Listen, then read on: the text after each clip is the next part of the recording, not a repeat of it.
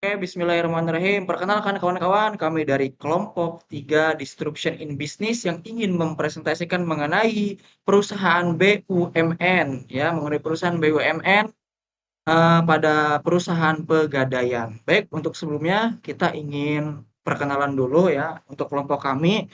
Yang pertama ada saya sendiri, perkenalkan nama saya Muhammad Fahmi Hafiz Fadilah. Nama saya Valendira Masrur. Nama saya Muhammad Rizky Rusdihni. Nama saya Muhammad Gazibul Ghifari. Nama saya Indah Hidayatul Wafirah. Saya Jalva Nadia Salsabila. Nama saya Kalista Frida Nadia Putri. Baik, itulah anggota-anggota kami. Baik, itulah anggota-anggota kami dari kelompok 3 ya. Untuk selanjutnya kita akan membahas mengenai materi, yaitu materi kita ada sejarah, profil singkat Pegadaian, keunikan Pegadaian, produk life cycle, dominasi pasar dan market share, market mix, distribusi teknologi Pegadaian, dan juga kesimpulan. Baik, untuk materi pertama akan disampaikan oleh teman saya. Waktu dan tempat dipersilahkan. Materi yang pertama yaitu sejarah Pegadaian yang akan disampaikan oleh saya sendiri, Jalva. Ide awal bisnis Pegadaian yaitu memberikan pinjaman cepat dan aman dengan jaminan barang untuk melindungi masyarakat dari rentenir. Sejarah Pegadaian, di tahun 1746 masa Belanda terdapat Bank Van Lening. Pegadaian didirikan untuk mencegah rentenir dan memberi pinjaman cepat dengan jaminan barang. Yang kedua, dari tahun 1901 sampai 1942, Hindia Belanda jadi lembaga resmi pemerintah yang mengatur seluruh usaha gadai agar rakyat tidak diperas. Di tahun 1942 sampai 1945, Jepang namanya berubah tetapi fungsi tetap, yaitu layanan pinjaman cepat bagi masyarakat. Di tahun 1946, setelah kemerdekaan, Pegadaian dinasionalisasi dan jadi milik Indonesia. Di tahun 1960 sampai 1969, PN dan Perum Pegadaian menjadi BUMN, menjalankan fungsi sosial, yaitu bantu rakyat kecil, dan dalam hal bisnis, membantu keuntungan negara. Dari tahun 2000 sampai sekarang, di era modern dan digital, muncul layanan baru seperti gadai emas, tabungan emas, cicil emas, aplikasi digital, dan lain-lain. Di tahun 2012, jadi Persero. Di tahun 2020, masuk holding Ultramikro, BRI, PNN, dan Pegadaian. Baik, selanjutnya akan dijelaskan oleh saya Valen tentang profil singkat Pegadaian. Pegadaian berdiri sejak tahun 1901 oleh pemerintah kolonial Belanda. Fokus Pegadaian sendiri berada di pinjaman cepat berbasis gadai. BUMN dengan jangkauan nasional. Tagline Pegadaian adalah mengatasi masalah tanpa masalah. Market leader dengan penguasaan pasar terbesar di Indonesia, Pegadaian. Baik, segitu cukup dari saya. Baik, selanjutnya saya akan menjelaskan tentang keunikan Pegadaian. Yaitu satu adalah layanan gadai paling lengkap.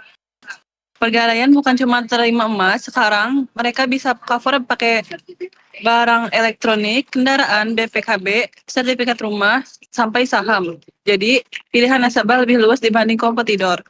2, bunga paling rendah yaitu 0,75% per 15 hari.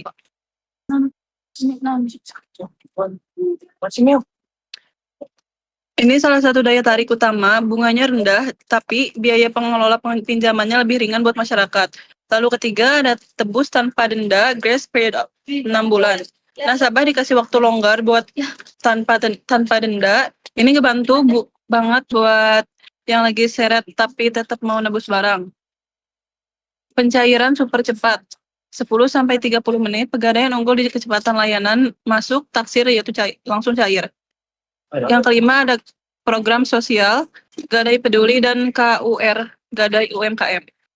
Yang keenam ada tabungan emas dan cicilan emas. Mereka bukan melayani investasi yang gampang dijangkau siapapun. Bisa nabung emas dari nominal kecil sampai yang bisa dicicil. Yang terakhir itu ada layanan digital lengkap. Udah ada aplikasi pengadaan digital. Sekarang udah banyak layanan digital aplikasi di pegadaian dan pembayaran bisa lewat Indomaret atau Alfamart sampai QRIS, jadi aksesnya makin mudah dan fleksibel.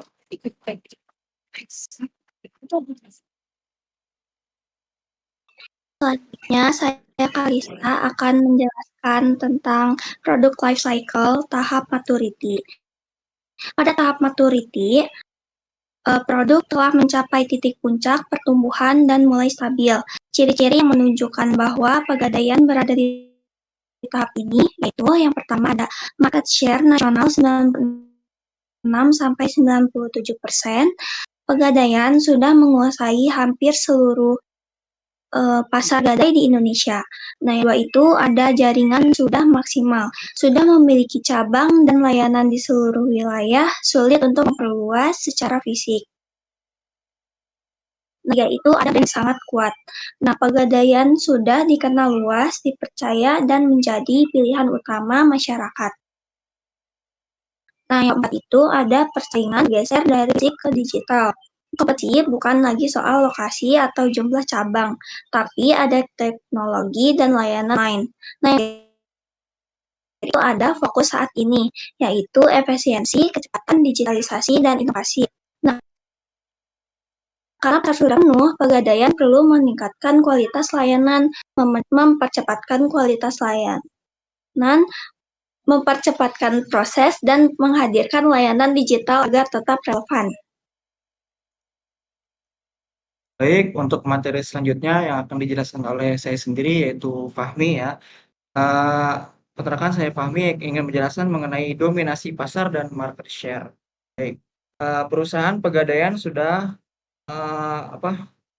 sudah menjadi market share pada bulan Mei pada tahun 2025 dan sudah mencapai 96,59%.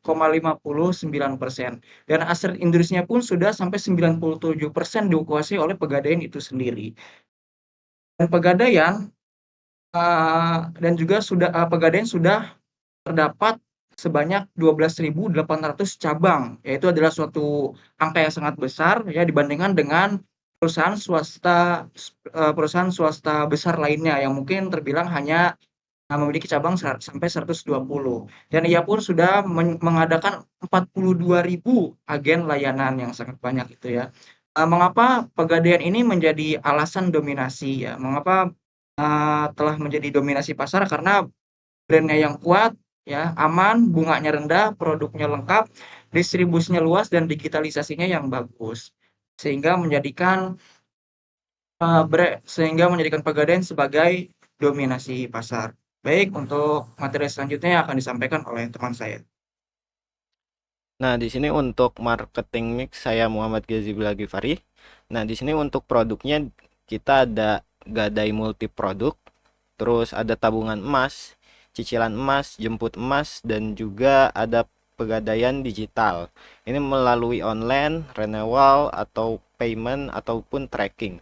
Nah, untuk price-nya sendiri di sini ada bunga resmi termurahnya ini ada di 0,75% itu selama 15 hari. Terus juga ini no penalty untuk telat tebus. Terus juga transparansi harga emasnya itu update di 10 menit, setiap 10 menit. Selanjutnya masih tentang marketing mix. Akan dijelaskan oleh saya, Rifki.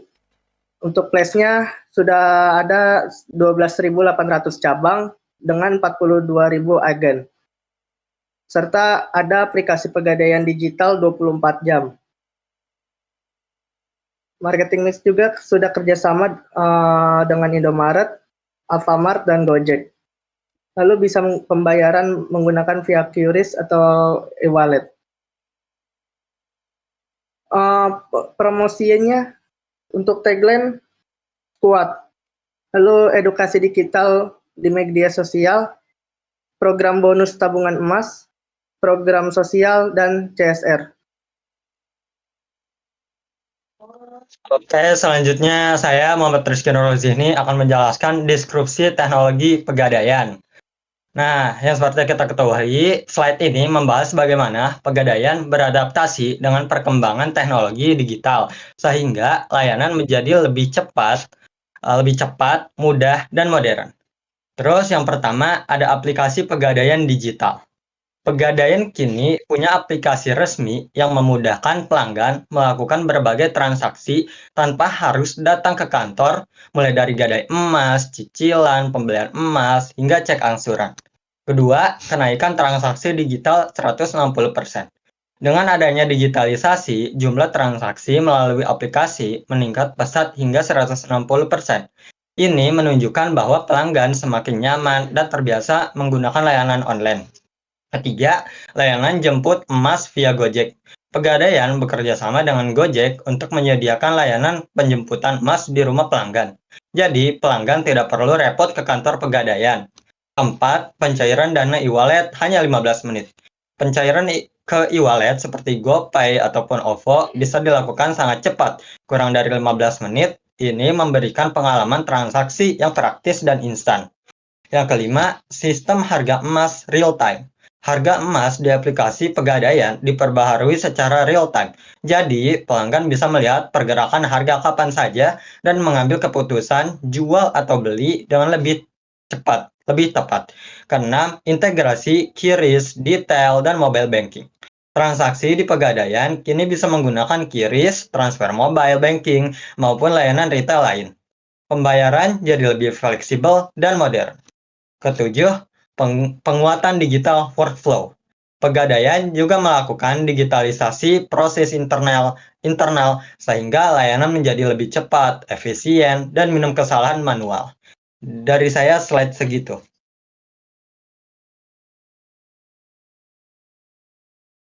Untuk kesimpulan dari presentasi ini, yang pertama, Pegadaian tetap market leader di tengah disrupsi karena kombinasi brand kuat, akses luas, bunga murah, dan inovasi digital. Yang kedua, tantangan. Aplikasi sering error, antrian cabang panjang, taksiran lebih rendah dari swasta. Yang ketiga, tapi secara dominasi pasar, Pegadaian masih jauh di depan dan sulit disaingi dalam waktu dekat. Baik, ini saja presentasi dari kami kelompok 3 mengenai perusahaan BUMN Pegadaian. Kurang dan lebihnya mohon maaf, sampai jumpa di lain waktu. Terima kasih.